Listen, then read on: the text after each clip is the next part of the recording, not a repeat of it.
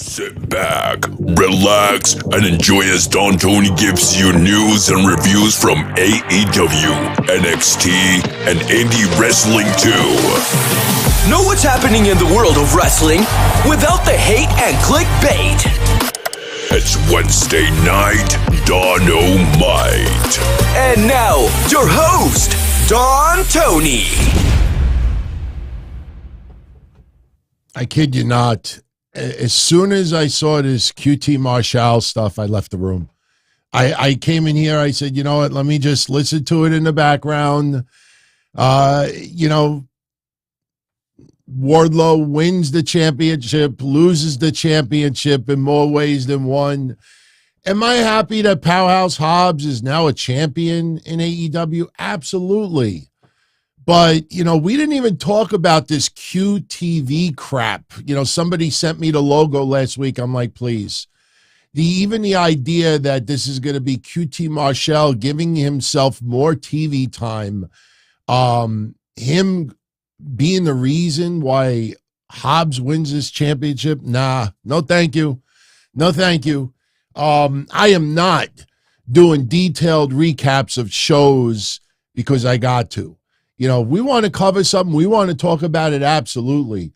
But I ain't going to be one of these other numbnuts out there that is just going to cover every little detail simply because nobody has to do anything. And as soon as I saw that shit, I'm like, oh, bye. Let me leave the fucking room. So I am here. And if you want to get an idea, for those that are live, an idea as far as what topics we're going to get into, you could go check out the synopsis for tonight's show. A couple of things went down yesterday in NXT Roadblock. If you've been following this show for the last few weeks, we pretty much threw it out there. And, I had a little bit of a rant yesterday on Patreon because of the lack of attention that anybody gave about the idea that Johnny Gargano was going to return to NXT to take on Grayson Waller for Stand and Deliver. I mean, everybody talks about long-term booking. Everybody talks about storylines that should make sense. You think about when Johnny Gargano left so him and his wife could have their first child, and the way he was laid out by Grayson Waller. I mean, it wrote itself. It was common sense. And I saw something over the last 2 weeks. Even though that was the logical, almost obvious solution to who Grayson Waller was going to face at Stand and Deliver, I watched for 2 weeks people that knew it was going to be Waller versus Johnny Gargano and still clickbaited about Shawn Michaels returning to the ring. Clickbaited that it was going to be Dragon Lee. I mean, with all due respect, Dragon Lee is really, really good. He's going to be a star in WWE. They will make him a star, even though he is good. Sometimes, it doesn't always click. But the idea that people think that Shawn Michaels would have brought out Dragon Lee and the crowd would have went bonkers, that's like Bizarro Land. That's the same mentality of if Jay White showed up at the Royal Rumble. Jay White is a top performer, but he's not a household name, especially amongst the WWE universe yet. And the idea of what I've watched, and what really upset me about this whole Gargano stuff, I don't take it personal. I mean, it's obvious I'm a fan of Johnny Gargano. But since people are so attuned to storylines, storyline detail, great writing, things that write itself, and for the last 2 weeks, this was thrown out there that this was the thumbnail from over 2 weeks ago. And I watched people online avoiding this topic because they didn't come up with it originally themselves. So they just clickbait. And then once the reveal happened yesterday, they're like, oh, yeah, that makes total sense. Long-term booking. I'm like, oh, go suck my you-know-what. As Andrew Dice Clay would say, oh, go suck my Dick Tracy. That's lame. But you know what? If you did not see NXT yesterday, now obviously we can't really play clips anymore over a certain amount of time because of, copyright issues. But in this case, I like the audio better because look, NXT, and listen, we are going to talk later about Gigi Dolan and JC Jane. There is a big problem there. And the fans may actually force WWE's hand into changing something. We'll talk about that in a moment. But, the NXT building, I was there late last year. I was in that building, and there's a vibe in there. When you hear rumors, there were signs planted, there were fans planted, and this and that, it's bullshit. It's bullshit. The vibe in there is legit. These are the same fans almost every week, and those are the ones that have the interest in NXT in mind. You look at a lot of remarks posted online. Joe fucking Gacy, tonight addressed it on social media. He went on his Twitter, and he was talking about all these people in droves yesterday that were ripping the shit out of Joe Gacy, and more often than not, these people admitted they don't even watch NXT. What? This is not directed towards your casual wrestling fan, your hardcore AEW fan that doesn't watch NXT, not the people out there that don't like Johnny Gargano. All right? For as small of a building that is, okay, when last night when Shawn Michaels was on the Grayson Waller effect, and that was awesome. It was awesome because they were going there. The only reason why you're in this position is because your mate had a heart attack. They will get very, very raw. I mean, the one that I always remember is Seth Rollins and Matt Riddle. What did you say? I'll fuck you up. It feels real. When storylines feel real, that's when they're at their finest. That's what Bryan Danielson tonight on Dynamite, his storyline amongst this whole thing made more sense and power tonight than anything that they've done in the last 2 weeks with MJF, 3 weeks. And I'll explain why a little bit later. But, as small as that building is, all right, you hear pops. Here's a good one. Tonight, Ricky Starks comes out. Now think about this. It was less than 2 months ago that Ricky Starks and MJF had a moment that might be in the top 10 of the year in pro wrestling. Their confrontation in the ring. They had a battle. MJF came out on top. And then suddenly the Jericho Appreciation Society showed up. And a lot of us were like, fuck. It's not anything against the JAS. It's AEW's way of saying, okay, we got to shift Ricky Starks. We got to get him away from this title. We got to get him away. We cannot have this momentum. We need to shift it. So they shifted it with the Jericho Appreciation Society. He has to face this person. He has to face all of them. He has to do a gauntlet. He's got to do this. He's got to fight Jericho twice. All right, so now that's all done. All right, Tony.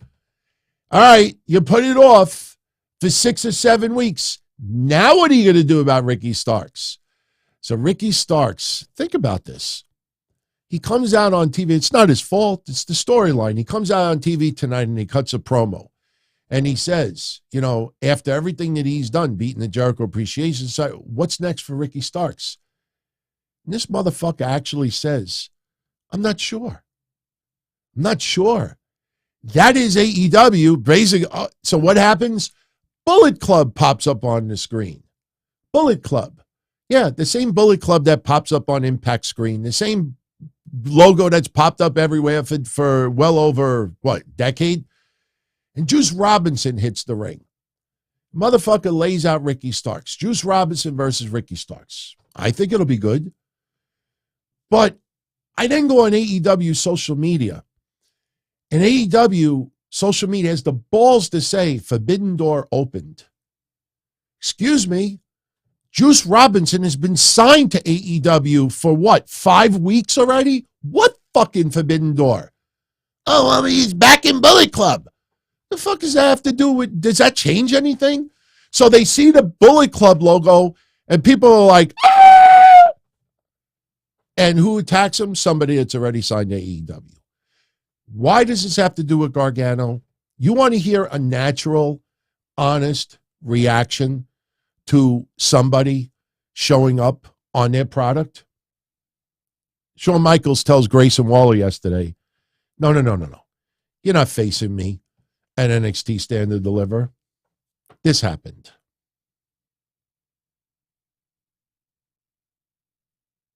Grayson Waller, your opponent at Stand and Deliver is this man.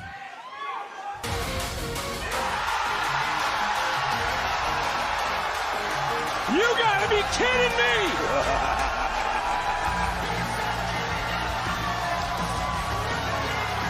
Very cool. He's back! Very cool. Johnny Wrestling, you got to be kidding me. Crowd lost their shit. Crowd lost their shit. Huge pop. That's what it's all about. That's what it's all about.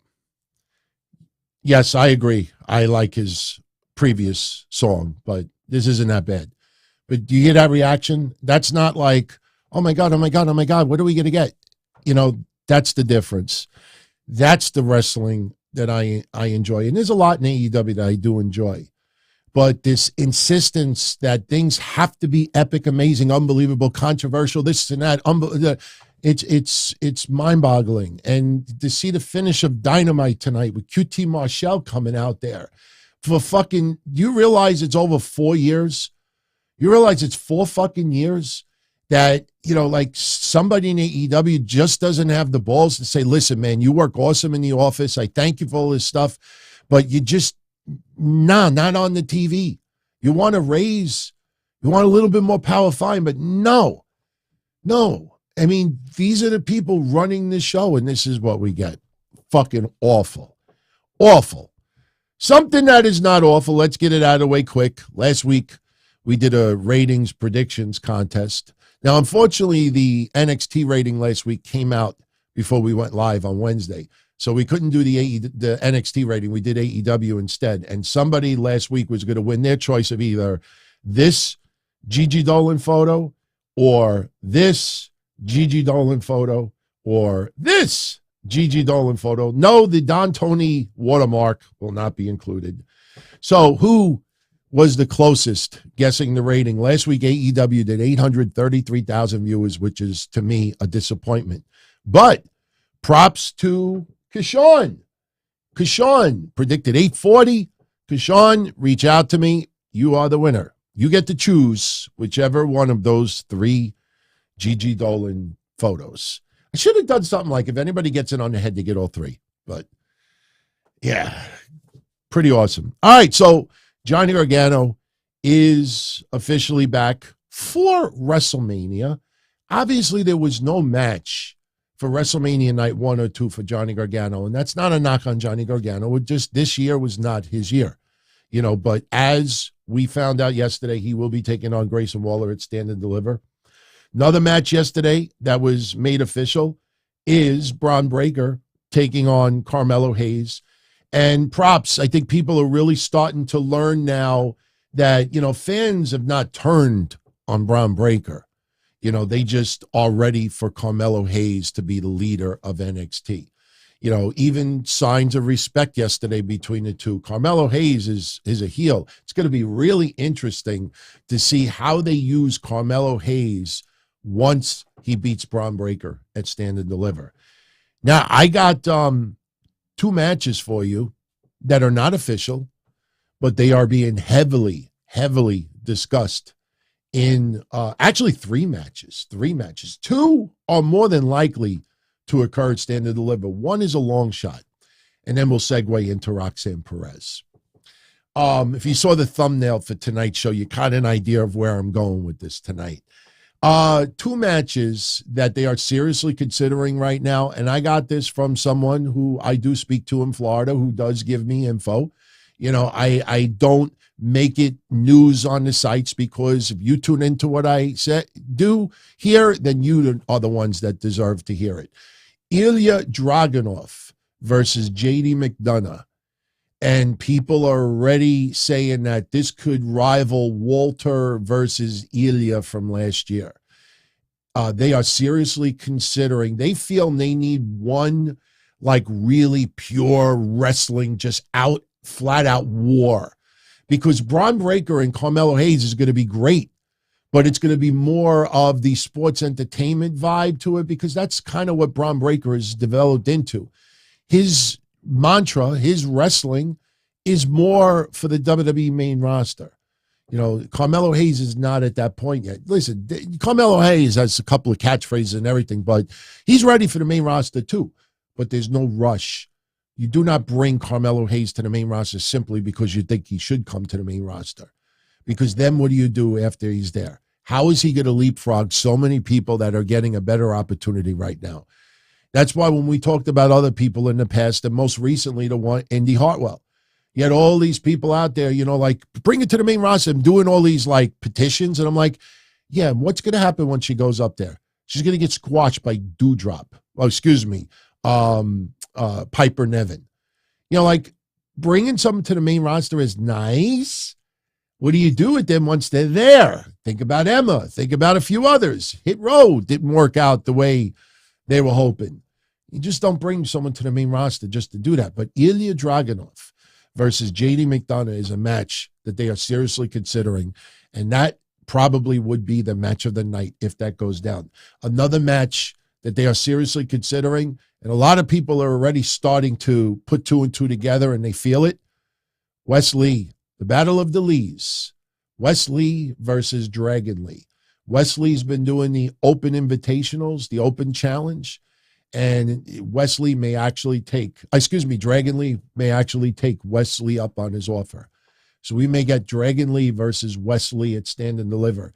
Now, a match that has been discussed, but it is a long shot. It is a long shot because even though she has improved so well, it might be a little too soon. There has been some talk about the possibility of having Tiffany Stratton challenge Roxanne Perez at Stand and Deliver for the championship. I will be surprised if that match happens. Tiffany Stratton, because not enough people watch NXT, she definitely should have been considered in Rookie of the Year voting or Most Improved Wrestler, whatever you want to choose. Because you look at Tiffany Stratton 1 year ago to now, it's like two totally different wrestlers. But because not enough people see her in action, all they know is the moonsault that she does. That's and the outfits that she wears. That's what the majority of fans out there know her for.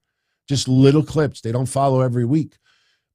But I also agree. Tiffany Stratton getting a world title shot right now, even for WrestleMania weekend, I think it's too soon. Very too soon. Now, let's briefly address Roxanne Perez yesterday. And I'm also going to address a narrative that is going around online. And then we will segue that to a rumor killer. Then we'll discuss another narrative. The latter two have to do with AEW. Yesterday at NXT Roadblock, Roxanne Perez took on Meiko Satomura. Now, if you would have paid attention early on with her promo, she talked about how she was going to push her body to limits that she's never pushed them before. Seed planted. Right? Shawn Michaels, okay? There's no reason, there is nothing wrong with taking storylines or moments from yesteryear that you were involved in that were epic and repurposing it. That's what wrestling's all about. You think everything that what MJF does is original? A lot of it is Roddy Piper. A lot of it is others. You know, other people's moves, catchphrases. You know, people have repurposed things that happened years ago. So Gigi Dolan getting kicked in the face and turned on by JC Jane, a lot of people felt that it was like the parlor. You know, when Shawn Michaels super kicked Marty Jannetty and threw him through the plate glass window. A lot of people thought that was what it was about. Yesterday, you know, much love to a lot of you out there. Much love. But you knew that I was going to have to rub it in your face a little bit. Elimination Chamber. Elimination Chamber. You remember when we did the recap for Elimination Chamber? I did my recap 5 minutes after the event ended. And when we talked about the men's Elimination Chamber match, I brought up Montez Ford. And when Montez Ford, got knocked for a loop, and we were trying to figure out where that actually happened, and he got up and he collapsed and everything, a boatload of people on social media, including me, were concerned. Is he okay? Is he all right? Once about maybe 6-7 hours went by and people found out that it was diversion so Logan Paul could attack Seth Rollins, then you saw the geniuses showing up on social media, YouTube, everywhere else. DT, I'm ashamed of you. I'm disappointed. How could you not realize that was total work? Like all the scholars immediately, oh, I knew it was a work all along. And I don't apologize because I cared about his well-being more than anything else. I am relieved that it was an angle. I'm glad that he didn't really get hurt. That's what matters. Not, oh, you should have. So what happened yesterday? Roxanne Perez has her match against Satomura. It is a flat-out brawl. She took her body to limits that she had never been before. She gets up, and then she collapses. All the referees come to ringside, doctors, Booker T pulls off the headset, very, very worried. Shawn Michaels looks concerned. And all you saw last night was, oh, my God, Roxanne Perez, she's rushed to the hospital. Oh, my God, is she okay? Oh, my God, she collapsed. Oh, my God, I'm really, really worried. Holy shit. Oh, my God, oh, my God, oh, my God. I didn't say a word about it because I said, you know what? Let me find out what happened before I say anything. What did I find out? There's the thumbnail, everyone. Who gets the Slammy? Who gets the Slammy for the better performance, everyone? Roxanne Perez doing shades of Shawn Michaels 1995 when he collapsed in the middle of the ring.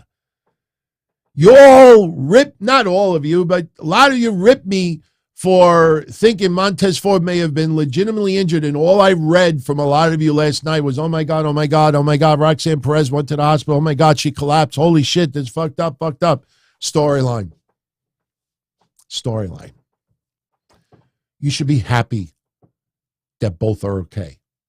Now, I want to address a narrative that is floating around online.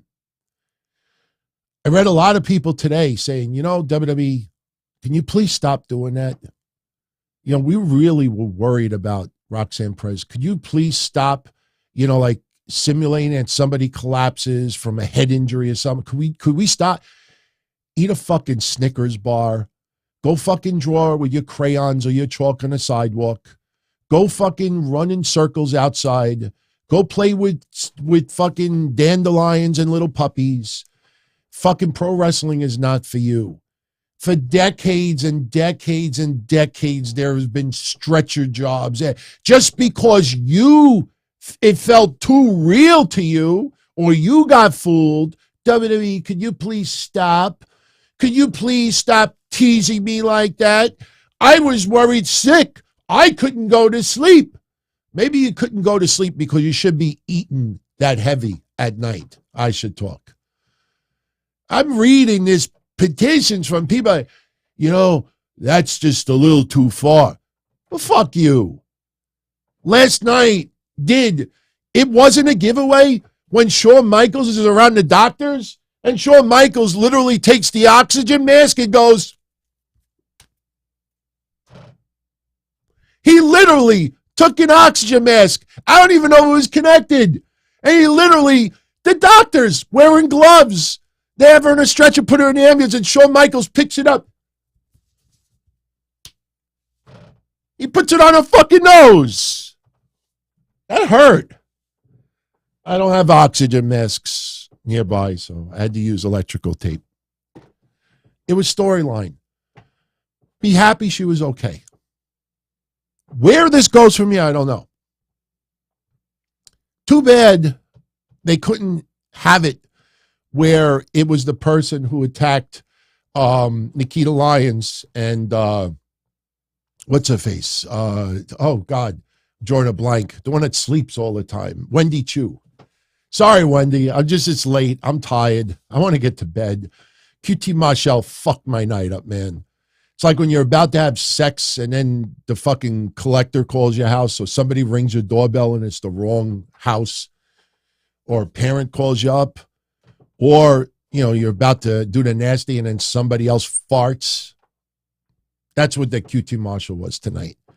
It's almost like you get a carpet munch and then all of a sudden you hear, no, I'm not into that. No, thank you. That was a fart, man. God, I'm still trying to recoup from that earlier. So she's okay. All right. Another thing, it's a little out of order, but, we're not focusing on recaps. We ain't doing that shit. Everybody else does that. I'll get into the match results. Plus, we will ponder who Jay Cargill's opponent's going to be next week. I think I have an idea, and I'll share it with you in a few moments. Let's talk briefly. Actually, you know what? Before we talk about the MJF fan water bottle incident, a few people were surprised at my take on it. FTR. They showed up at the Revolution pay-per-view, and they confronted the Guns tonight on Dynamite. They got on the mic, and, they talked about why they needed to leave for a little while, but they are back, and they want the Guns. Plain and simple. They feel the Guns are spoiled, entitled, disrespectful assholes. And they're going to get those championships that they should have gotten last year. I think everybody and their mother realizes, listen, you could sugarcoat that FTR was Tag Team of the Year last year because you want to hide the last 3 months where it's just a disaster. You want to hide the fact that they had all these sets of belts, but they didn't have the belts on the company that they're on TV for. So people want to just cover it up like, well, we'll just give them Tag Team of the Year anyway, because no harm done. No harm done. Well, here's a rumor killer. I saw a bunch of websites in the last 48 hours saying that FTR signed new contracts, and they're staying in AEW. And this may lead to CM Punk's return. That is not news, everyone. That is what you call hope. That is hope. Dax, one of the things that people love about Dax Harwood, and what some hate about Dax Harwood, is that guy is not very good at lying. Sometimes people think he's incapable of lying. Sometimes he talks too honest. And that's what rubs people the wrong way on his podcast. Either people love it or people hate it. Well, he went on his podcast to tell everyone nothing has changed as far as their status in AEW. Their deals are up in April. We're not in April yet. Tony Khan asked him to come back early. And Tony Khan asked him, could you help us with the Guns? Jeff Jarrett and Jay Lethal was not enough of it. Did you see tonight the Acclaimed? They got the Ricky Starks treatment. They're not going to keep going after the Guns to get their titles back. They may perceive it on TV. But no, now you got Matt Menard and Mr. Parker. Now they're going to go at it with the Acclaimed, the little diversionary tactic. Look, you want to get somebody out of the title picture, have them feud with someone from the Jericho Appreciation Society. And again, that's not a knock on those guys. But you got to read between the lines. As of right now, Dax Harwood has told everyone their contracts are still up soon. They have not signed a new deal. I'm not saying they're not going to sign a new deal. They could end up getting a deal to next week, next month, 2 weeks from now. We don't know. But as of right now, there is hope by a lot of people, not news. FTR has not signed a new contract extension yet. So want to make that clear because people are trying to, get that little exclusive, little premature ejaculation on their reporting part. So, AEW Revolution is in the books. Tremendous. You don't have to have 14 matches to put on a phenomenal card. Emotionally, I think everybody was spent from the night, but physically, a very, very manageable amount of time. And MJF versus Bryan Danielson put on a 67-minute masterpiece. I will even say that. Now, I have watched in the last 72 hours, a lot of people, mostly younger people, who say that is the greatest Iron Man match in the history of pro wrestling. Now, a lot of you want my opinion about it. My friends, I ask you, is this match the greatest Iron Man match in the history of pro wrestling? Well, I will answer it like this. I have not seen every Iron Man match that has ever happened in pro wrestling. So I'm not going to turn around and say that some baseball player is the greatest of all time when I didn't watch a lot of players from way back before I was even a sperm egg. All right. I will say this. In my lifetime, watching Iron Man matches, that 67 minutes was a boatload of fun. I probably enjoyed that Iron Man match more than any other Iron Man match that I have seen. Being straight up honest with you, 67 minutes is very, very hard to keep people's attention like that. Now, don't get me wrong. We have seen Seth Rollins do gauntlet matches on Raw where he almost went an hour. We've seen others wrestle an hour where it's not even, technically an Iron Man match, just a 60-minute time limit. But this told an incredible story. I will say this, though. The only reason why I don't know if I would call it the greatest Iron Man match in history as far as what I have seen, I separate two different things. The match itself was a masterpiece. It was a masterpiece. Everything from beginning to end, I could watch it again. It's not going to lose shelf life. I could watch that match in 10 years. I'll enjoy it just as much. The problem I had with it was the build to this. Why did the Iron Man match have to be the first encounter between these two guys? How they went so hardcore, deep and offensive, and the things that they were doing. You would think that they would have had at least one match. Maybe it ends with a bullshit finish. Another match, maybe somebody is left laying. Me personally, going into Revolution, I wanted to see Bryan Danielson just beat the shit out of MJF. Not chain wrestle. If it would have led to an Iron Man match later on where, MJF mocks Bryan Danielson as far as the best wrestler in the world, and that leads to that, that's fine. If they had one or two battles and it goes to a 10-minute time limit draw, you do a match on TV, 10-minute time limit draw. Okay, we'll have another match, 30-minute time limit draw, no winner. Then, you know what? 1 hour Iron Man match must be a winner. And you go to the time limit, expiration, you go overtime, and then you have what you have. This felt, at the end of that match, this felt like the end of a feud. This should have been the beginning of a feud. It feels like I watched the end of a movie, and I'm like, wait, where's the first hour and a half of the movie? That's how I felt after watching this.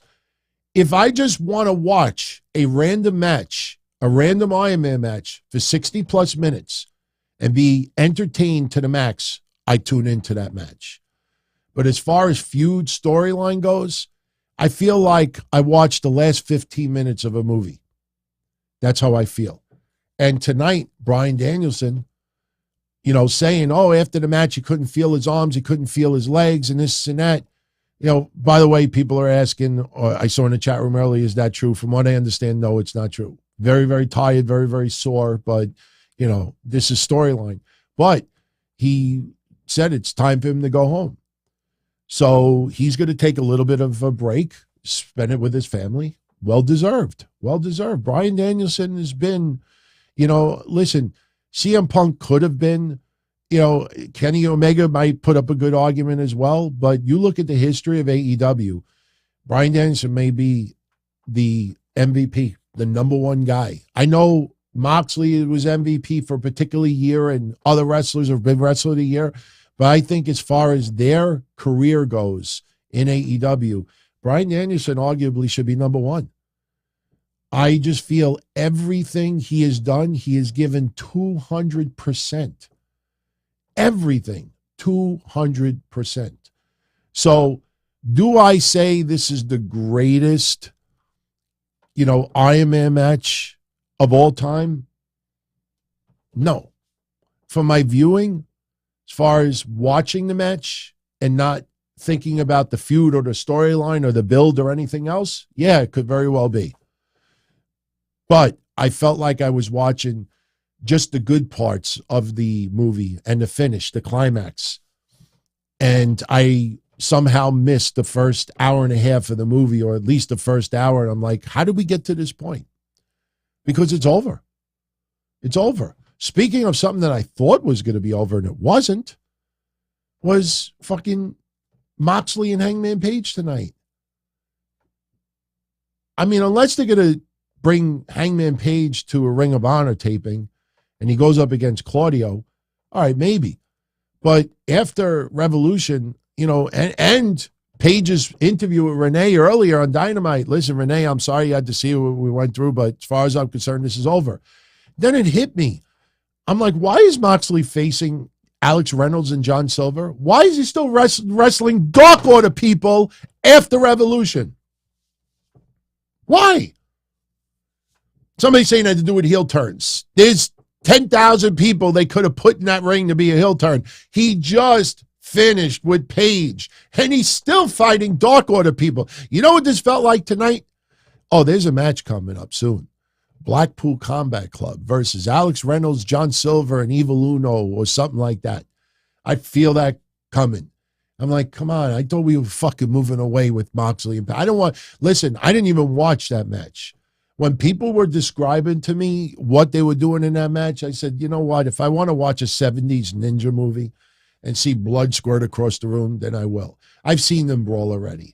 I'm just not emotionally attached to it. In fact, I saw a super chat coming earlier, and this is interesting because I disagree with your brother, but I know why you're saying this. Ronnie C with a 10 spot. He says, I heard your rant last night on Patreon about Jon Moxley. Is Jon Moxley turning into the white man's New Jack? The white man's New Jack. I would have never ever thought of something like that. Do I think so? No. But hey, Moxley didn't bleed tonight. He did not bleed tonight. I think people started thinking early on, like, this might be the night he doesn't bleed. Moxley he loves that style, man. Listen, do you know why I can't rip on Moxley entirely for the type of matches that he keeps doing over and over and over again? Number one, because Tony Khan allows it. But number two, I grew up hardcore ECW fan. I keep that banner up, as a tribute. And believe me, there were some wrestlers in ECW that all they did was brawl and bleed. Raven, as Scott Levy, was pretty damn good in the ring. Johnny Polo was a little bit of a cartoony, goofy character, but, Scott Levy could wrestle. When he was Raven in ECW, you did not want to see Raven chain wrestling. You got some moves here and there. That motherfucker, all he do was brawl and bleed. I mean, nobody said that he was sick, had a problem or anything like that. So, I just, this is Moxley's favorite style of a match. He likes to get physical. He likes to bleed. Look, we're not in 1995 anymore, Anti-M. So I understand 2023, it's outdated. But do I think Moxley's turning into the white man's New Jack? No. But I think people, listen, when you see the blood and that type of violence every single week, you get numb to it. I brought this up with horror films. When I was a kid and I first went to horror films, I had nightmares. I cried. I got scared. I used to say to myself, Nanny, I love you. Why are you bringing me to these horrible films? I'm talking about early 80s. After a while, I got numb to it. I'm watching Dawn of the Dead. I'm like, hey, it's cool. I wish I could live in a mall for a week. You see zombies ripping guts. If you watch that over and over, you get numb to it. You look at murderers, serial killers, And you hear about how they abuse animals first. I'm sorry for just going there, but, let's be honest. You hear them say, people say, they abuse animals first, and then they level up to this and they level up to that.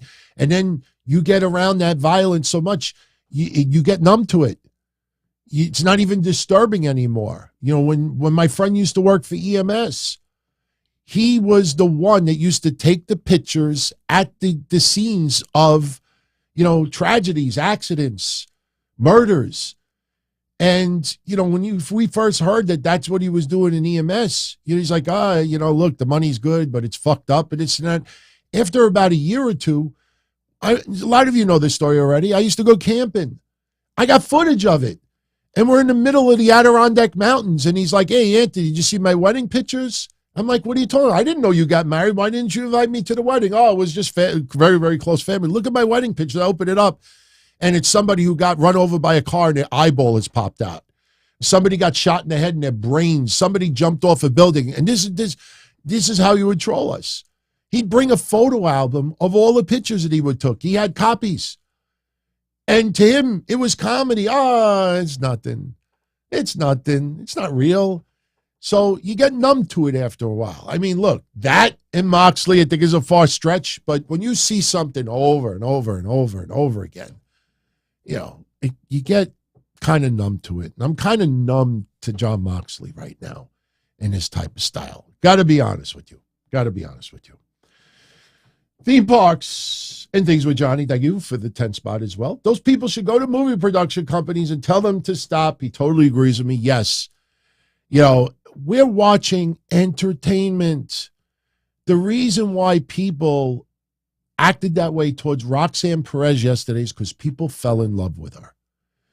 She is a young person, hardcore wrestling fan. They see the pictures of her when she was a lot younger, going for autographs and saying, one day I'm going to do this. You can't help but to be a huge fan of Roxanne Perez or just have that love for her. So when this happens, you think the worst, and it's like, oh my God, out of everybody, why her?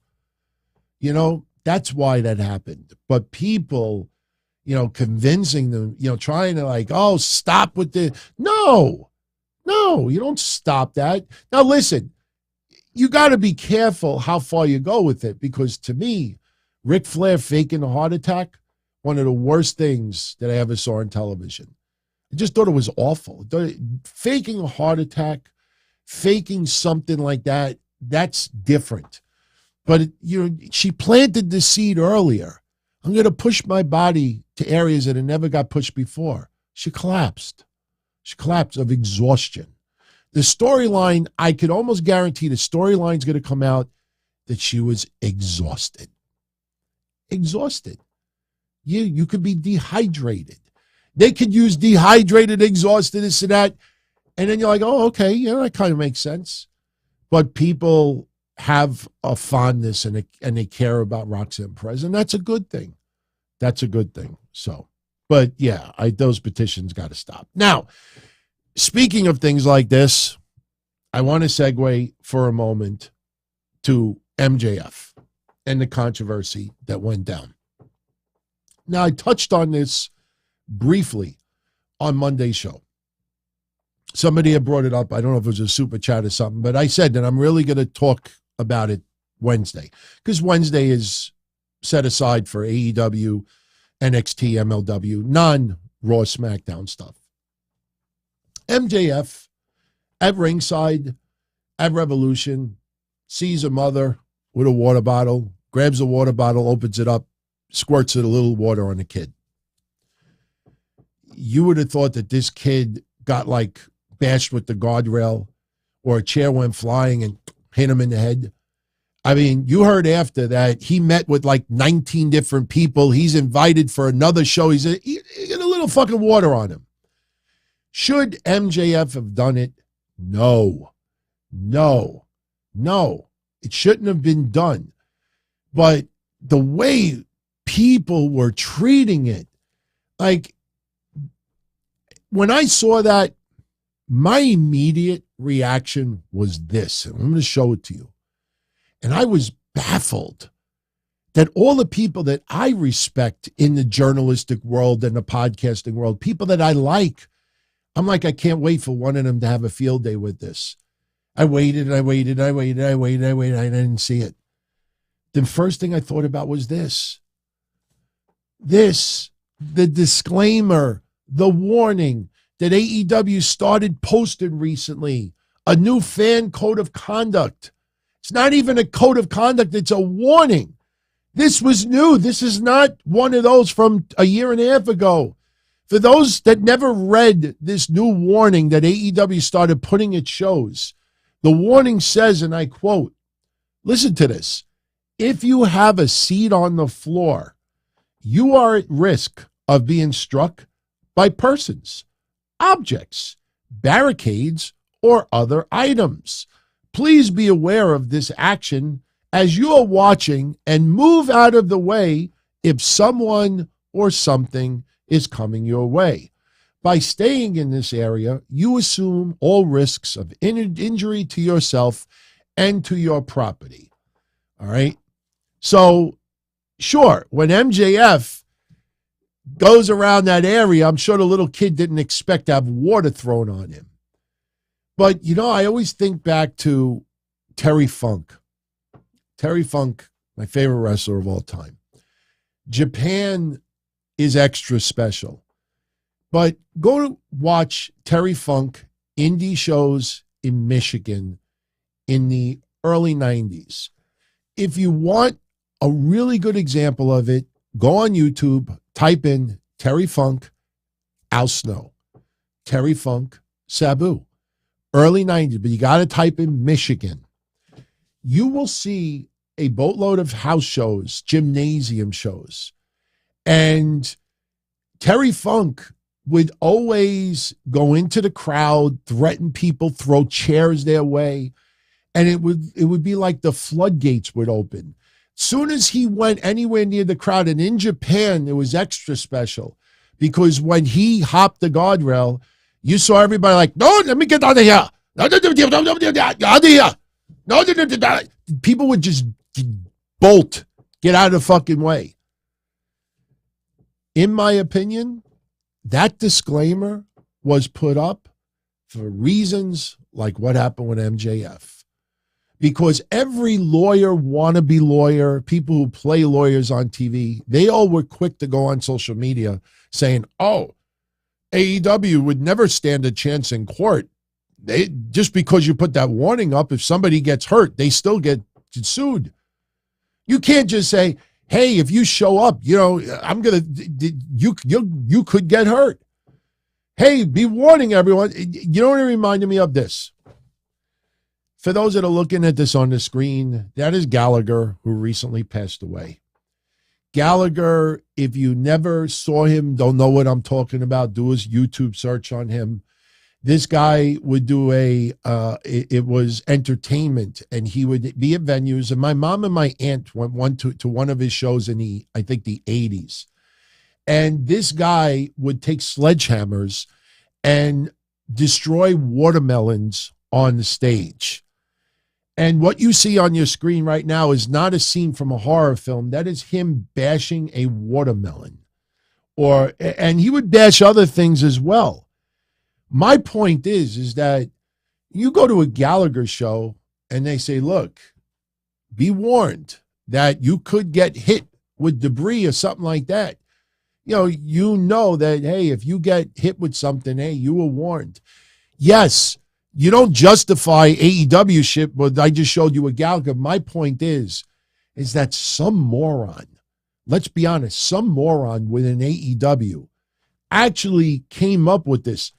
Hey, man, let's put this thing on the screen. So this way, if a wrestler dives into the crowd, or maybe a wrestler throws something at the crowd, or maybe like somebody splashes water on someone or throws a beer in their face or takes their food and dumps it in there, they should have, this is the warning. If you're on the floor, you're subject to anything. That's it. If you don't like it, run. Get out of the way. You don't do it. You don't do it, period. Listen, when I used to go to ECW events, you could even see me at Guilty as Charged 2000. And look at Rob Van Dam when he dives into the crowd. It's right next to me. And what happened was when he pulled the guardrails towards the ring and he is about to dive into the crowd, he looked at us and he went like this, like gave us a wink, like warn us, get the fuck out of the way. Now, do you think because I paid a ticket, I don't have to move? I'm not going anywhere. No. I fucking loved the show. Everybody fucking moved out of the way and he fucking dove and went into the crowd and everybody's like, holy shit, holy shit. It was not right what MJF did with this kid. It was a fucking little spray of water. Oh my God, got traumatized. How's this? How's this? I'm not judging the mother. Not judging the mother. Think about what else you saw in that card that night. Hangman Page's blood is squirting across the ring. You look at the weapons and the violence, and that's okay. But little water on the chest. Look, everybody, look, water. Look, I didn't melt. Look. Ah, it's cold. I'm going to survive. The little kid's traumatized. The next time the mom hoses the kid down, come on. I got water everywhere. Ridiculous. And I don't care if it was staged, not staged, this and that. It's just the visual you're telling your audience. You know, I'm going to say something about MJF right now. I'm going to give a warning. No, it's not a warning at MJF. I like MJF. One of my favorites. I love the fact that he loves Roddy Piper as much as he does is good enough for me. Let me make a warning. What I'm afraid of with MJF is this. I'm not afraid of him going to WWE in the future and he won't be able to say half the things he says now. Under the Triple H reign, maybe he could say a little bit more. Half the things he says, he wouldn't be able to say in WWE. I'm not even worried about that because when someone is that good, they'll be able to amend it. The Dudleys are a perfect example. Bubba Ray Dudley, whether you like him or you despise him, Bubba Ray Dudley, when we used to go to ECW shows, when I used to go with my ex, and she wasn't even a wrestling fan, but because I always had awesome seats, especially for the Elks Lodge, you know, when he would start bashing the crowd and, you know, just totally rip on people, like I would always be really, really worried, like, you know, if he says something towards me or makes fun of me in front of my ex, you know, I'm a New York guy. My ego's going to get hurt, but I'm not going to be able to do anything about it. I just don't want to be embarrassed. You know, one of the worst traumatizing experiences I ever had in my life, I've never revealed this on the show before, but I'll reveal it now. I used to go to San Gennaro feasts. And any of you out there that live in my neck of the woods, some of you over the years have said, hey, DT, you're going to San Gennaro this year. And I've said, nah, I'm not going to go. I'm going to reveal true story. It was either 1988 or 1989. Me and my friends went to the San Gennaro feast. And we all had dates that time. I don't remember who I was dating, but we all went to the feast and we were all couples and we're all walking around. Now, you know, just think of my age now. I'm not even drinking age yet. But, you know, I'm a chunky monkey. And we're walking down the thing and we see Zeppelis and other stuff. And there's this clown. I swear on my mother, there's this clown that is sitting in a dunk tank. And he's ragging on everybody as they walk by. And as I walk by, he's like, oh, look at this fat fuck greaseball over there. Look at him. He looks like he's sweating oil. Yeah, the one with the white pants. I was the only one wearing white pants. I felt this big. And was the worst part about it, I was with a date, and the only way I could retaliate was give $5 for 5 softballs. Come on, motherfucker, you fat fuck, throw me in the tank. Go ahead, motherfucker. Oh, you missed. Do you miss with your girl? It made me feel like shit. I felt this big that night. I never went to a San Gennaro feast ever again. No bullshit, no joke. Where I'm going with this with MJF is you can only go so far. And you can't start incorporating the crowd. If you start doing it and people find out that they're plants, it's going to make MJF look fake. MJF lives his character as long as he's in front of someone and not expecting to snap a photo. Think Stadium Stampede, you know what I'm talking about. MJF lives it 24/7, 365. If he's around the public 24/7, 365, MJF eats, sleeps, shits his gimmick. And he does it brilliantly, and that's why he stands out so much compared to everyone else. If he starts doing this, and we find out that the person in the crowd was fake, makes MJF look fake. That is what I'm worried about with MJF. And I'm also worried about something else with MJF. Jack Swagger, Zeb Coulter. Jack Swagger and Zeb Coulter, when they were doing the We the People thing, it's one of my favorite storylines back then because I was into the Tea Party stuff. I was into a lot of politics. I'm not into politics anymore. I fucking hate it.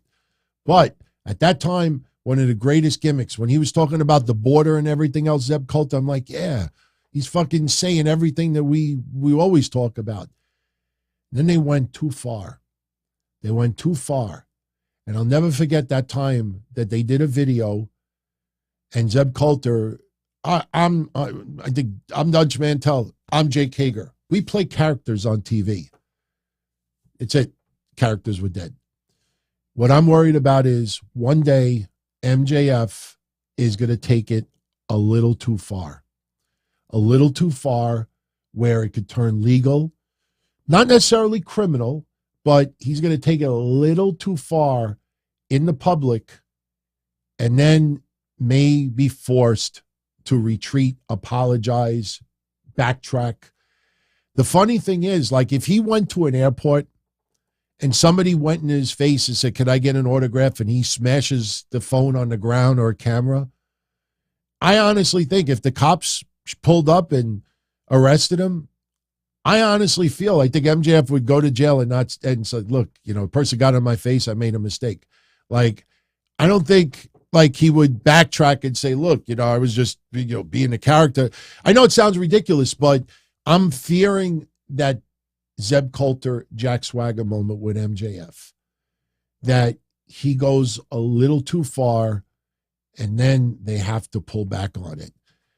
Disclaimers like this are not needed. They are not needed.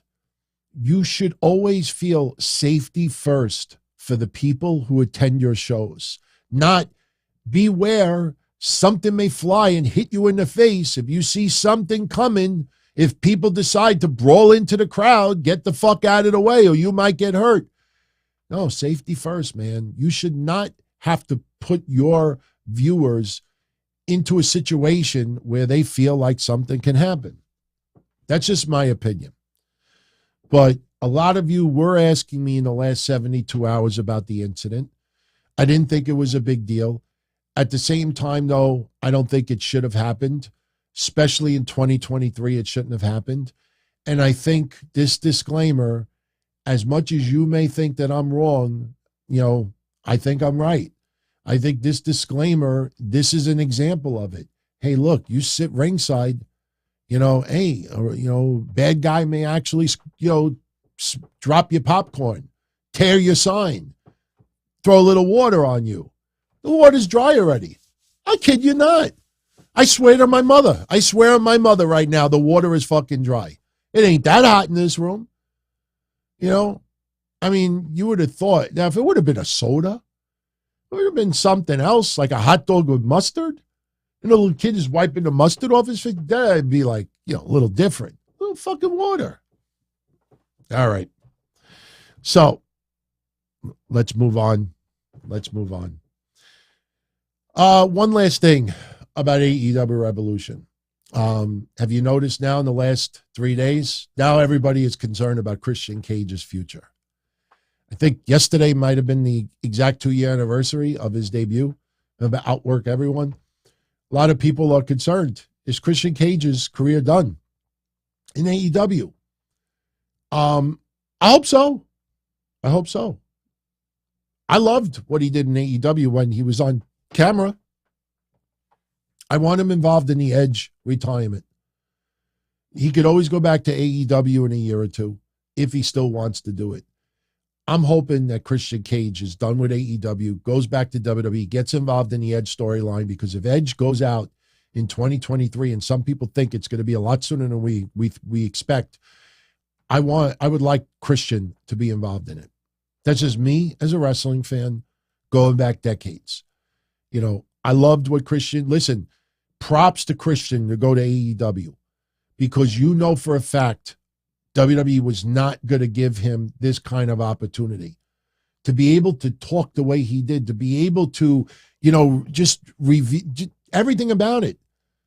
Shit, I even enjoyed Ruby Soho tonight. Ruby Soho aligning with Toni Storm and Saraya really didn't make much sense. Which side is she on? Tonight, she made it make sense.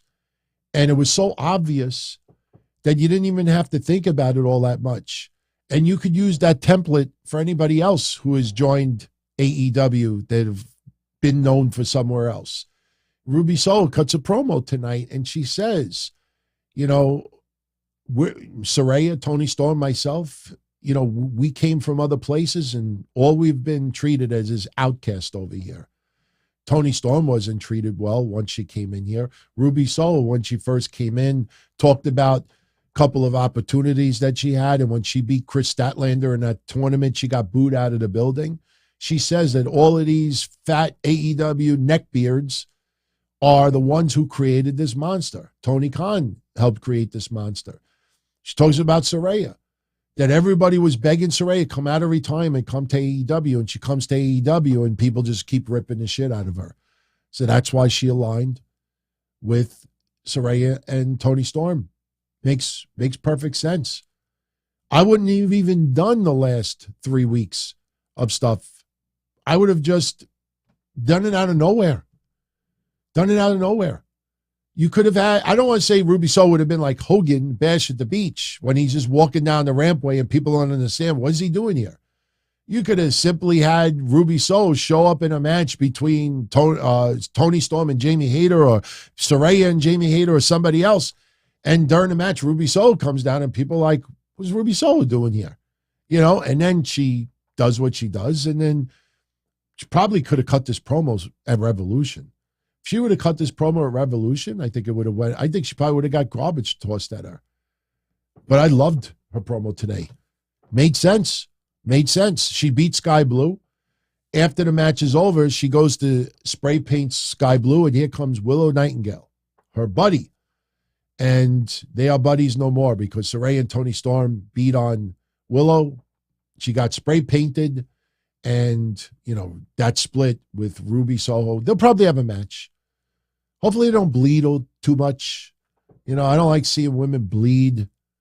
You know, not, you know, gushing. A little blood, you know, definitely works with feuds, but they'll probably have a match now. But speaking of Dynamite, couple other things from tonight. Orange Cassidy beat Jay Lethal to retain the All-Atlantic Championship. That's not the news, though.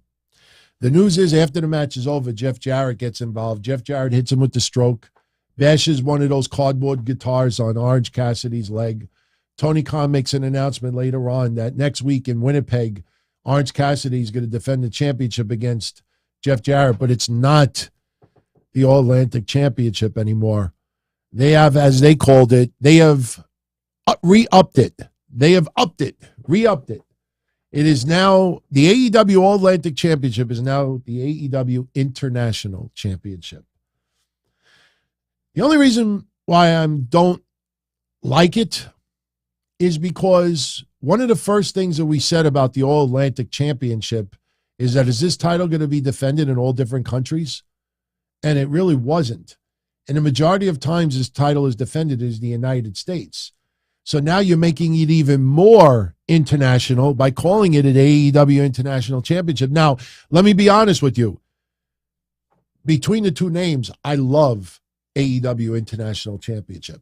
Should have been called that from the beginning. But, you know, yes, it's going to be fought in Winnipeg next week, but probably 90% of the future title defense is all going to happen in the United States. You know, AEW ain't touring the world like WWE is starting to do. You're not going to see them overseas all that often. So making it even more international, unless somebody wins and defends it in Japan. That could happen. But it is interesting. So now instead of creating new titles, we're just rebranding them. So what title is going to be rebranded next or re-upped? They're re-upping them. You know, they're upgrading them. That's what they're trying to portray it as. So let's see. FTR, we talked about earlier. Jericho Appreciation Society over Top Flight and AR Fox. Jake Hager with the bat to the back of Dante Martin. Jericho hits the Judas effect. They win. After they are done, we get a promo from Jericho Appreciation Society. They were celebrating the 1-year anniversary of them forming, and a little seed that was planted. They call themselves the greatest trios match tonight, and Jericho thinks that they should be the number one contenders for the trios titles. Lights go out because they would challenge House of Black to show up. Lights go out. We think House of Black are going to show up, and instead, the Elite are on the stage. Kenny Omega starts cutting a promo on Jericho. I did find it funny. You know, we've stood out of your hair the last 3 years and thinking about, you know, some of the things that went down, you know, selective memory. But before Kenny Omega could finish saying what he's saying, here comes Don Callis. He grabs the mic from Kenny Omega. Don Callis starts going off on Jericho. And they're playing baby faces, obviously. And Don Callis calls Jericho the second best wrestler to ever come out of Winnipeg, insinuating that Kenny Omega's number one. Even joked and said if you give him a couple of months, Jericho would be number 3 because Don Callis would be number 2. So they feel that they are the number one contenders. So we get a little trickery with the House of Black. The lights go out. We get on this Titantron screen, and it's a pre-recorded message from the House of Black. And Malachi Black is saying, look, guys, you know, it's pre-recorded. Somehow they knew they'd be arguing. Hey, look, guys, you know, if both of you want a shot at these championships, the lights go out again. 10 seconds later, they're all the way up the rampway. Then just bring it. So next week in Winnipeg, we're going to have the Jericho Appreciation Society versus the House of Black versus the Elite. I could sense that either Sammy Guevara or Danny Garcia will probably be the one to eat a pin. I think that's why they're doing the three-way. Next week also, we have Orange Cassidy versus Jarrett for the all-international title, we said earlier. MJF's going to have a rebar mitzvah celebration. Get it, rebar? I don't know if anybody got that tonight. And something else. Jade Cargill cuts a promo. Once again, going full-blown heel. Trash in Canada. And since they're going to be in Winnipeg next week, she has an open challenge. Somebody from Canada step up and face me. She's 53-0. Who is going to be 54-0? Now, a lot of people think it's the Bunny, but the Bunny has had a couple of opportunities, so I don't think it's the Bunny. I think whoever Jade Cargill faces next week is going to be somebody that is not currently on the roster. And to be honest with you, after thinking about this a little bit, I think it might be Taya Valkyrie. John Morrison showed up for, two appearances not too long ago. I can see Taya Valkyrie showing up. I think that would be a fun match. I think it would be an interesting match because that would definitely, force Jade Cargill to step it up a little bit. And especially since they're hyping it up as a mystery person, it's got to be a name that people recognize. So we'll see. I think it might be Taya Valkyrie. Rampage Friday, we got Sammy Guevara versus Action Andretti again. I don't know why they're doing that match again. Maybe this will have implications with Wednesday. The Acclaimed will be in action. Expect them to have an altercation with, 2.0. Preston Vance versus Takeshka. And we're getting Riho versus Nyla Rose. So they are facing each other once again. And as we said, to open up the show, the main event, Powerhouse Hobbs, Will Hobbs beats Wardlow for the championship.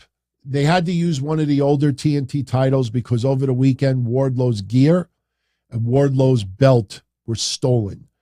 The video that you saw on social media of car broken into, all the things stolen. That was legit. Wardlow did not have gear tonight. So they decided, instead of him wearing another wrestler's gear, because Wardlow has a little bit of a unique look with the singlet and everything, plus Wardlow's physique, not too many people that could like fit that. And I guess they just couldn't overnight it in time. You know, I would have thought maybe he has an outfit at home. Somebody could have FedExed it. But they decided to do a street fight, falls count anywhere, anything goes. And QT Marshall gets involved at the very end and causes Powerhouse Hobbs the victory. Hated it. As I said at the beginning of the show, as soon as I saw him show up, that's it. Go in this room. Let me get ready 5 minutes early. No interest whatsoever in seeing that guy on TV involved in, you know, you see when Garcia won in Albany and you see others who won in their hometown or their home state. You know, didn't Darby even get it was Daniel Garcia that got live entrance music or it was Darby who was in his hometown and he won gold. It's like, do we really need QT Marshall? I mean, are they doing that so it's obvious so Wardlow doesn't look weak? But okay, you know, we went from Samoa Joe to Hobbs. You know, we couldn't do that directly. Remember there was a three-way not too long ago, and we were hoping Hobbs they just did not want Hobbs to beat Joe. But here's something else to think about. Did you pay attention to Hobbs' promo earlier? Hobbs was soft-spoken. Hobbs was smiling a little bit. Hobbs was very, very professional. And some people were saying, you know what, that guy's going to be a future big baby face. And you almost felt, okay, they're in the hometown. You know, people are going to be cheering for Hobbs. Maybe Hobbs is going to be more of a baby face tonight. And any of that idea gets thrown out of the window because now you got him aligned with fucking QT. That's almost as bad as Mark Sterling. You know, just like, no, neither one of them. Oh, awful. Awful. Okay. Gonna finish up. Got two quick super shout outs to get into, and I want to just briefly bring up MLW. Definitely needed. And if you want to read the detailed reports online, you can. But I'm just going to give you a quick summary. I'm also going to point out something that a lot of sites are not going to talk about. And it has to do with AEW. Remember a couple of weeks ago when the court ruled that the lawsuit was thrown out, that MLW did not show any proof, they didn't present facts, and they needed to amend the lawsuit and appeal it within 21 days, otherwise it's over? Okay. Yesterday was day 21. Yesterday was D-Day, or Monday might have been D-Day. And we talked about it over the weekend, that nobody was talking about the fact that it's just about over. Well, at the 5 o'clock hour, MLW submitted an appeal to the court. And I'm not saying this to be pro-WWE or anti-MLW. This shit's going to get thrown out so fucking quickly, because if you read this in detail, what you will learn immediately is that MLW is making accusations against WWE based on social media posts, based on Dave Meltzer's newsletter. They brought up how Triple H called Madison Square Garden and urged the venue to cancel New Japan and Ring of Honor's G1 Supercard. Remember from a couple of years ago? Did they present a sworn affidavit from Ring of Honor or New Japan or anybody from the Garden? No, they did not. They're basing it on what was read online. Do I think WWE did that? Yeah, could very well. You have to provide evidence. You can't just base it on what they presented no affidavits from any of these parties. Why didn't these parties sue WWE? Why aren't they part of this lawsuit? That's number one. Number two, they bring up Swerve Strickland. And they said at the time, Swerve Strickland, Stefan Strickland, was the MLW champion. And that WWE's talent executive at the time allegedly, it's not even a fact, everyone, allegedly convinced Swerve Strickland to opt out of his MLW deal and go to WWE. Any affidavit from Swerve Strickland? No. Any affidavit from this WWE executive? No, of course not. Again, hearsay. They mentioned in the appeal that AEW has demanded WWE to stop contacting AEW contractual wrestlers to try to hire them away. What is that based on? Online, Tony Khan claimed to have told Nick Khan and Stephanie McMahon, cut it out. Remember that from not too long? Did he get an affidavit from Tony Khan? Sworn statement that they were doing this? No. All they did was provide hearsay after hearsay after hearsay. And the best part about it is AEW. When they talk about revenue, they say that WWE controls 92% of the wrestling revenue. AEW right now makes up 6% of the market. So that's 98% of the wrestling market. That leaves 2% of the wrestling market for MLW, New Japan, Impact Wrestling, Ring of Honor, WOW, and NWA, 2%. 2%. So they start calculating figures and they start coming up with numbers saying that the deal between MLW and Reels and everything could be worth $11 million. They're being dropped after 10 weeks. There is no proof, nothing where Reels has extended. Do you honestly think that Reels paid MLW $1 million an episode to be on TV to generate 50,000 viewers? I think people need to remember that Reels is an independent channel. No affidavits, but here's the best part. In all of this, MLW claims that AEW, they're trying to show that WWE has monopolized wrestling and made it so difficult to make money. In this appeal, they say that AEW, since forming in 2019, has never been profitable. Cash flow positive, anybody? Remember the Dixie Carter disaster that we exposed? MLW, in this appeal, claims that AEW has not been profitable since they started. Do they have any facts to back that up? No, nothing. Everything in this appeal, they just bought time. But when you realize that when you do the math and you figure out the 2% and all that, MLW, they'd be happy with $1 million. You know what I'm saying? Like, they're hoping that WWE just says, look, let's just settle, get this out of court. And WWE is saying no.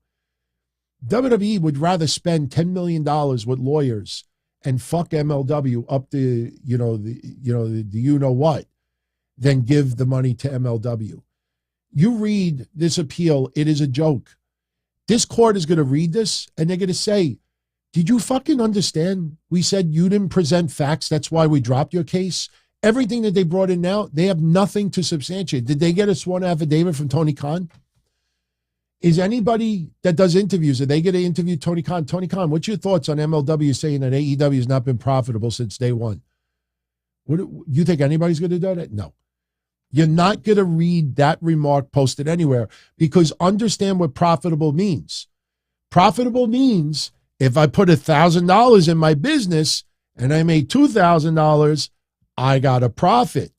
If I put $10 million in my business and I made $9 million, I did not make a profit. So Tony Khan could be making $150 million this year, but if he paid $200 million, he didn't make a profit. I don't know what's true and what's not true. I'm not accusing AEW of not making a profit. Where the fuck did they get that from? Are they going to subpoena Tony Khan under oath? Tony, does AEW make a profit? You see where this is going. This is going to be comical. I hope to God that Brian Last and Jim Cornette spend at least 15 to 20 minutes breaking this shit down. Go a half hour because it's ridiculous. It's ridiculous. But, when you go to a court and you make wild claims like that, you better have some type of proof because that could be slanderous towards AEW. How dare you accuse us of not making a profit? It's going to be interesting. And you know what? If I'm Reels, cut your losses. After 10 weeks, move on. Move on. They pulled every bit of advertising last week, and we're the only people online that exposed that. Not one other person has exposed that. They pulled all of their advertising for MLW. That says it all. That says it all. All right. Little feedback from earlier. AS7607, she is back in house. Why do I see Undertaker here? Hold on a minute. Was that up there the whole time? Huge pop? I just noticed that. AS7607, she says it poignantly. It's just water. Relax. It's more than just water. It's just a gesture. But, I mean, if he would have just, I don't know, if it would have been beer, all right, then that would have been to a whole new level. But I agree with you. It was just water, but still shouldn't have been done in 2023, in my opinion. Yes, people are pointing out to me another week has gone by and another week. Dima! Listen, I've said the two smartest men in wrestling right now is Miro and Brock Lesnar. And people are now realizing why Brock Lesnar is the second smartest man in wrestling. But Miro, once again, redeeming another week. And I do think he'll be back. I made that prediction not too long ago that AEW's got women's tag titles before the end of 2023. I will also go on record again and say that Miro will be back in AEW TV. Well, I should rephrase that. Miro will be back on TV in 2023. I think it'll be AEW, but never say never elsewhere. And to wrap it up tonight, Dean Parks with Johnny with another 5 spot. Going back to the House of Black. When they wear their masks, it reminds them of the Three Ninjas movie. You know why I love the House of Black's look, no matter what it reminds me of? Because you look at the guys themselves. Buddy Matthews may be the exception because he's such a pretty boy. But still, he is so jacked. Like if I went to a bar and Buddy Matthews came up to me, and he's like, that's my seat, I would probably be like, okay. And I would walk away. I don't think I would turn around and say, the fuck you talking about? I've been sitting there for an hour. No, Buddy Matthews is more intimidating than you think. But you look at Brody King, no matter how much he pissed me off about the Edge remarks a while back, that guy is intimidating. You look at his look, all the tattoos, Malachi Black, the characters fit the personas. And Julie Hart, she doesn't have to do much, but she is definitely upped her game. You could feel it now that she is like, she's gotten bitten the bug with the House of Black. She's like, I'm feeling it. She is nailing it. And who would have ever thought? Little Julie Hart, little blonde-haired, 20 years old, whatever she is. Look at the little Julie Hart. Oh, how cute. No, she's actually taking this shit seriously. I got to give it a thumbs up. Got to give it a thumbs up, man. All right. Gamer's Block. We'll mention WWE for a moment for tonight. When do I think Robert Roode will return? Will Triple H give him a big push? Thank you for the 5 spot, my friend. Robert Roode is still recovering from his surgery. Ciampa is on the fast track of coming back. Ciampa will be back before Robert Roode. Robert Roode will be out, I think, until at least the summer. The problem with Robert Roode is he's up there in age. And, Could I see him show up in NXT? Absolutely. Could I see him show up at maybe, just a random event as a surprise? Yeah, but I almost feel like you would have to rebuild, not repackage, but you would have to reintroduce Robert Roode. Even if he showed up and he was against Dolph Ziggler, I think you would have to start all over again. Does WWE do that? I'm not sure. Ciampa, I actually think Ciampa may have a better shot at getting back into the WWE program rather smoothly than Robert Roode. I don't see Robert Roode really, like I said, maybe the best thing for Robert Roode when he returns to WWE is go back to NXT. Show up at NXT first. Show up, get the social media exposure. Holy shit, Robert Roode is back. He's showed up in NXT. Let him work a little bit. Let him get some opportunity. Let him show that he's back to 100%. Then you get the buzz online. Hey, Robert Roode, he looks great. They should bring him to the main roster. Why they keep him in NXT? Bring him to the main. Let the fans demand the upgrade for Robert Roode. So I think he should go back to NXT first, then get promoted back to Raw or SmackDown. That's what I would do. So, all right, guys, it's been fun. I thank you as always for tuning in. Now, a little programming note. The next Q&A, we haven't done one on a Thursday in a little over a month. The next Q&A will be next Thursday, which will be the 16th of March. And I will post a thread on YouTube tomorrow. So it'll be up there for about a good 5-6 days. So give you 5 days to submit a question if you want. Or you could email me, dontony@dontony.com. I haven't checked that email in about a week. I'm not going to lie. But I will be going through emails this weekend. I have a boatload to go through. So we'll do that next Thursday. And if you have any feedback from tonight, what I said about the situation with MJF or, the other stuff with Roxanne Perez, speak out. I'm very curious. I like to hear other opinions. And believe me, I think you should realize by now you won't get bashed for having a difference of opinion. We respect, other viewpoints here. And more times than not, you do change my mind when it comes to certain points. So, definitely speak out if you, have a certain view that you want shared. Now, I'll be back here on Saturday for the Don Tony Show. I got a few things lined up already that we're going to get into. It's going to be an interesting morning, absolutely. And then, we'll also have SmackDown in the books. So we see where the progression goes. Does Kevin Owens show up? Told you. To Sammy, told you. Now let's get together. I think that's what could happen. I think once Sami Zayn goes to Kevin Owens, Sami Zayn's got to go to Kevin Owens and say, Kevin, you were right. I admit it. I was wrong.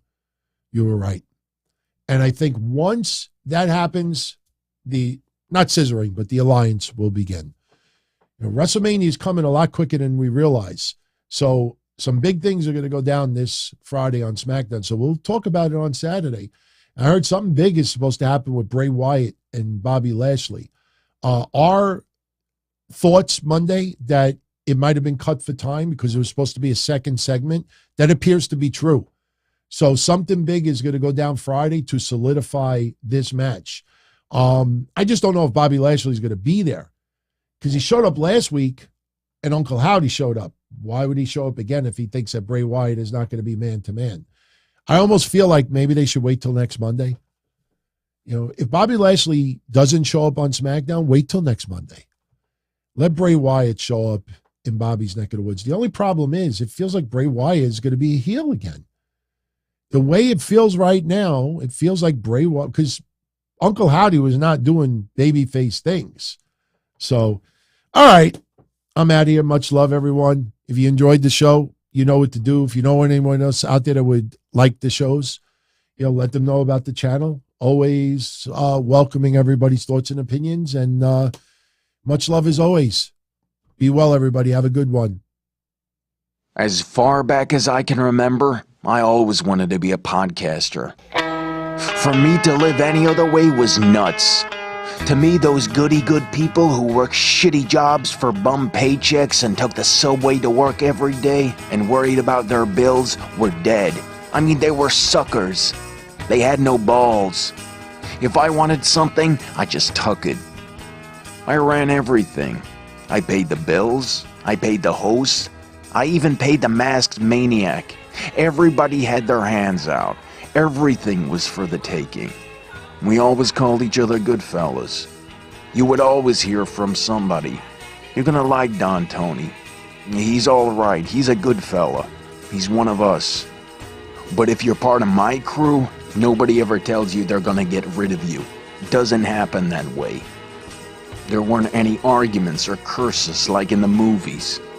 See, your haters come with smiles. They come as your friends, the people who've claimed they care the most for your life. And now that's all over. And that's the best part. Today everything is different. There's lots of action. I don't have to wait around for everything like everyone else. Oh, I didn't get the vaccine? Fuck you, vaccine me. Oh, your delivery guy has COVID? Fuck you, feed me. Right after I moved here, I ordered egg noodles and ketchup, and I got spaghetti with meat sauce. I'm no longer an average nobody, while they get to live the rest of their lives like a bunch of schnooks.